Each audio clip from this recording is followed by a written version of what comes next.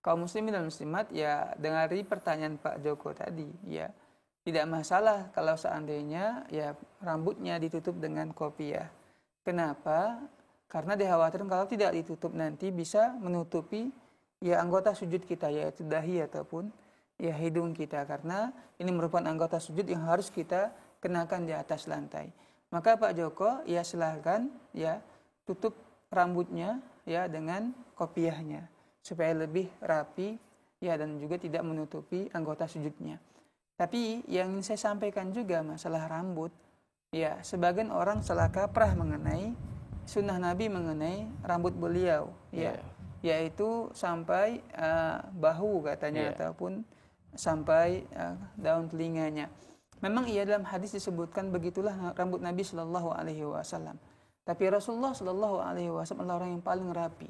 Beliau rajin ya untuk memakai minyak rambut di rambutnya, dan setiap orang yang melihatnya sangat suka melihat Nabi Shallallahu Alaihi Wasallam. Tapi kondisi pada hari ini orang yang memanjang rambut, saya nggak mengatakan Pak Joko ya. Saya mengatakan anak-anak muda kita pada hari ini ya, mungkin Pak Joko alhamdulillah insya Allah mengikuti sunnah Nabi Shallallahu Alaihi Wasallam. Tapi kita lihat pada hari ini anak-anak muda kita memanjangkan rambutnya karena ikut tren, bukan mengikuti sunnah Nabi Shallallahu Alaihi Wasallam.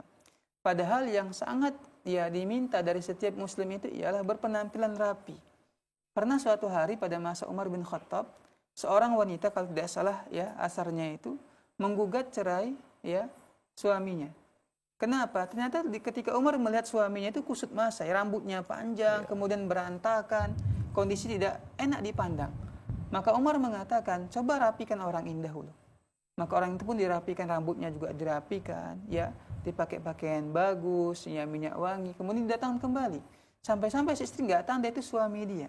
Ya artinya memang kita setiap muslim sangat dianjurkan dan diperintah untuk menjaga penampilan kita, menjaga aroma tubuh kita, menjaga aroma mulut kita, kemudian juga rambut kita harus kita rapikan.